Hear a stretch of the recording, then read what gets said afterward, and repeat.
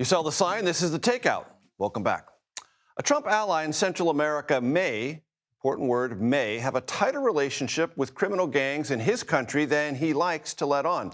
New reporting coming to us from ProPublica finds Salvadoran President Nayib Bukele's top aides blocked the extraditions of MS-13 leaders to the United States. That's because, this reporting suggests, those allies of Bukele allegedly believe those gang members, those MS-13 gang members, could be witnesses in a long-running U.S. investigation into Bukele himself. Senior reporter at ProPublica, Sebastian Rotel, joins me now. He's one of the authors of that piece. Sebastian, great to have you with us. Thanks for joining us.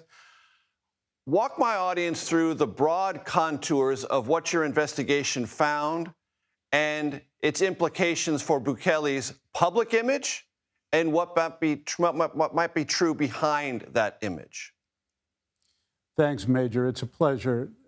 This story really goes back to 2019, when in the first Trump administration, the president sort of declares war against MS-13, a very violent gang, which is really a transnational criminal organization operating all over the United States, Central America, and Mexico, and a national security threat in El Salvador.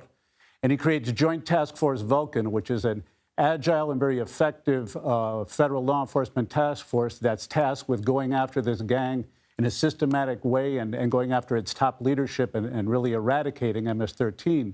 And they set out to do just that.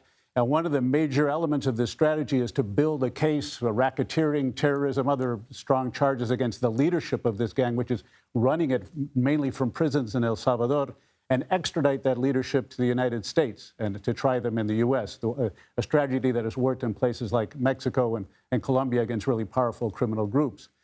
But what we found was that as the investigation advanced, it found evidence of negotiations, which had been an ongoing thing in El Salvador with previous governments as well, between senior officials in the Bukele government and the gang, secret deals being cut in negotiations in prison, really in exchange where the gang would agree to reduce homicide rates and use its extraordinary power to deliver votes to the Bukele's party in exchange for political favors, financial benefits, and protection from extradition. So this investigation that begins as an investigation of this gang expands into an investigation of corruption related to this deal at the high levels of the Bukele government. And one of the things it starts looking at is the potential diversion of U.S. aid money, which is very generous in El Salvador, as part of these deals to the gang. So what starts as an investigation of a gang becomes a public corruption investigation, and the government of Bukele allegedly reacts to that in 2021 by replacing the Attorney General and justices in the Supreme Court by retaliating against Salvadoran officials who had been assisting this corruption investigation, and systematically begins working behind the scenes to block the extraditions of these key leaders for fear, people allege, that they could testify in U.S. courts about these deals between the gang and the Bukele government. So it becomes a very dramatic sort of clash between the politics of the situation, this attempt to bring down this gang. Sebastian, two questions. First, how did you get to this information? What are your underlying source materials to the degree you can describe them? And what attitude, if any, does the current Trump Justice Department have about what you have uncovered and what you've discovered in frustrating a criminal investigation set in motion in the first Trump administration? Well, that's one of the things that's very striking. I mean, the story speaks for itself. We have people speaking on the record. There are indictments in which some of this is laid out in terms of the allegations about the negotiations. And obviously, the priorities have changed. I mean, what's happened in the second Trump administration from the beginning, as you know, is that the priority has been on working with President Bukele's government to send Venezuelan and some Salvadoran deportees to be held in the mega prison in El Salvador.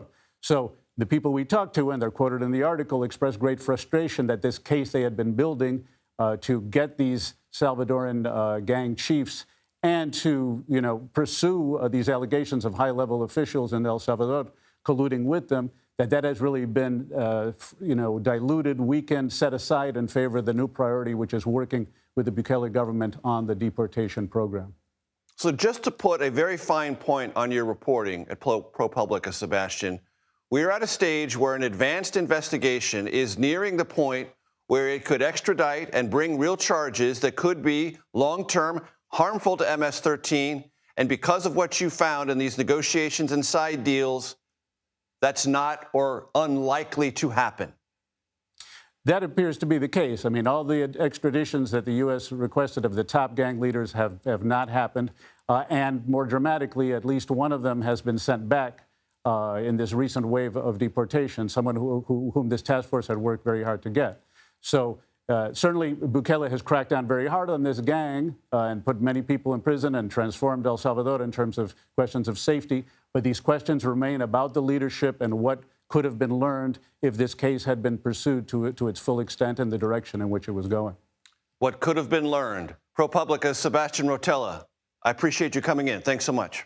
Thank you very much.